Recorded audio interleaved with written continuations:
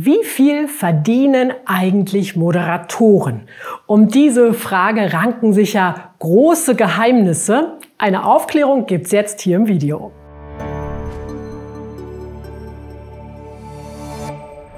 Hallo, herzlich willkommen in meinem Kanal. Ich bin Nicole Krieger, ich bin Moderatorin, Auftrittsexpertin und ich leite die Moderatorenschule Baden-Württemberg in Karlsruhe. Letztens war ich als Expertin auf ein Podium eingeladen an der Hochschule der Medien in Stuttgart zum Fachtag Zukunft der Moderation. Und das Podium hieß Moderationshonorare, viel Asche oder ein Hungerlohn. Und da haben wir ganz schön darüber gestritten, was eigentlich ein gutes Honorar für Moderation ist und was Moderation wert ist. Denn viele haben das Gefühl, Moderatoren sind eigentlich unterbezahlt. Und gleichzeitig lesen wir dann wieder in der Zeitung Fernsehmoderatoren, die Millionen verdienen. Ja, was ist da eigentlich dran? Stimmt das? Zunächst einmal müssen wir unterscheiden, über welche Form der Moderation wir eigentlich reden. Reden wir über Fernsehmoderation, Radiomoderation, Podcast, Eventmoderation oder Veranstaltungsmoderation oder über Influencer. Sie alle sind ganz unterschiedlich bezahlt. Reden wir mal als erstes über Fernsehmoderation. Die meisten glauben ja, im Fernsehen werden die höchsten Honorare bezahlt. Das ist aber nicht so.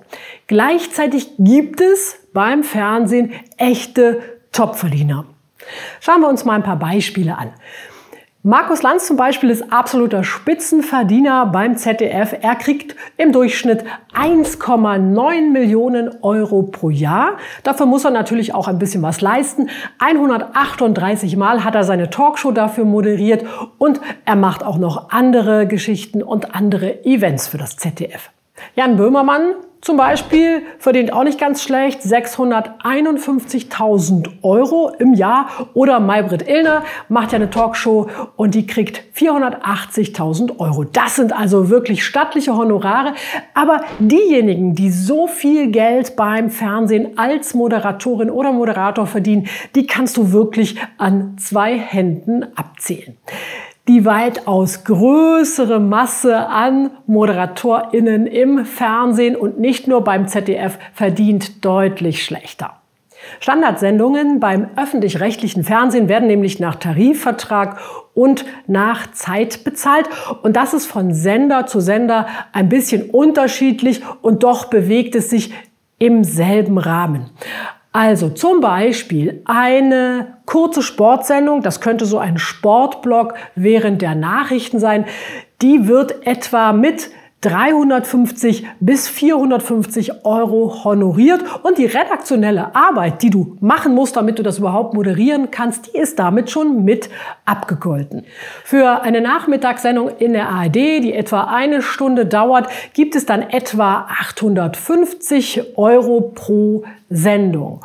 Und wenn du eine Sendung im Öffentlich-Rechtlichen moderierst, die länger dauert als 1 Stunde, dann bekommst du etwa 1.000 Euro oder ein bisschen mehr. Das hängt auch von deinem Tarifvertrag ab. Und jetzt kannst du mal rechnen, wenn du so eine Sendung 5-mal pro Monat, also eine Woche oder vielleicht ein paar Tage mehr moderierst, auf welches Honorar du da kommst. Und das ist dann schon nicht ganz so exorbitant wie bei den Fernsehstars. Radiomoderatoren werden nach einem ähnlichen Prinzip wie Fernsehmoderatoren bezahlt. Die Sendezeit bestimmt das Honorar. Und hier ein kleines Beispiel. Der RBB bezahlt seinen Radiomoderatoren für eine 2-Stunden-Sendung ca. 250 Euro. Und der Reportertagessatz beim RBB, der beträgt 286 Euro. Also Reporter, wenn du für Fernsehen oder Radio draußen bist und Beiträge machst und Interviews einfängst, dann bekommst du diesen Tagessatz. Und dann bist du ja selbstständig. Das heißt, du musst dich von diesem Honorar auch noch selber versichern, deine Altersvorsorge betreiben, du musst Geld für Ausfallzeiten beiseite legen, also wenn du mal krank bist oder Urlaub machen möchtest, und du musst auch noch ein eigenes Büro haben, auch wenn das in deiner Wohnung ist. Du siehst, also reich werden wirst du damit garantiert nicht.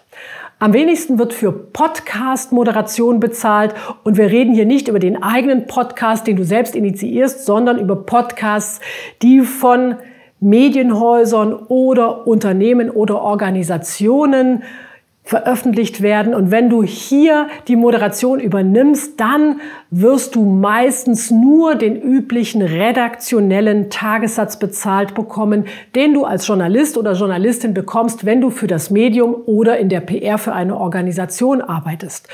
Und da kommt es ein bisschen drauf an, gerade kleine Organisationen und kleine Medienhäuser, die zahlen hier nicht besonders gut.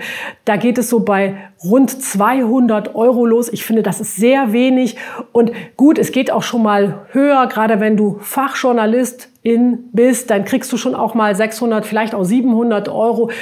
Oder wenn es ein großes Medium ist. Aber das ist auch noch längst nicht die Garantie dafür, dass ein Podcast gut bezahlt ist, dass wir über ein national verbreitetes Medium reden.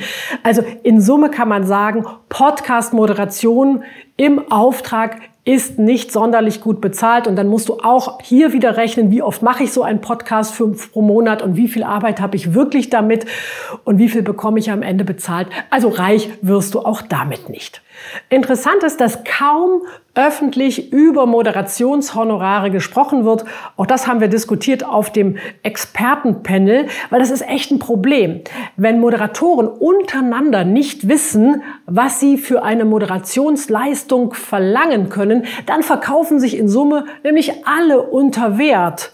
Und das muss ja nicht sein, weil Moderation ist eine Leistung, die einen besonderen Wert hat. Moderatoren sind die Gesichter ihrer Sendungen, Veranstaltungen oder Podcasts. Und das muss auch entsprechend honoriert werden. Denn wer erfolgreich und professionell als Moderator oder Moderatorin arbeitet, hat in aller Regel eine besondere Aus- und Weiterbildung hinter sich. Das machen ja die Menschen auch, die zu uns an die Moderatorenschule Baden-Württemberg kommen. Wenn die hier rausgehen, dann können die natürlich ein entsprechendes hohes Honorar verlangen. Und das erzählen wir ihnen auch. In jedem Seminar ist das bei mir ein Thema. Und wenn dich das interessiert, habe ich hier da oben mehr Informationen. Wir haben einen tollen Online-Kurs, wie du als Moderatorin Karriere machen kannst und hohe Honorare verlangen kannst. All das findest du da oben auf unserer Webseite. Und ich finde, wir sollten viel mehr über Honorare sprechen und über den Wert von Moderation. Und das könnt ihr, liebe Moderatorinnen und Moderatoren, die ihr mir jetzt hier gerade zuschaut, auch untereinander machen. Ihr könnt es auf den Plattformen machen, in Social Media oder in euren Netzwerken. Viel Erfolg!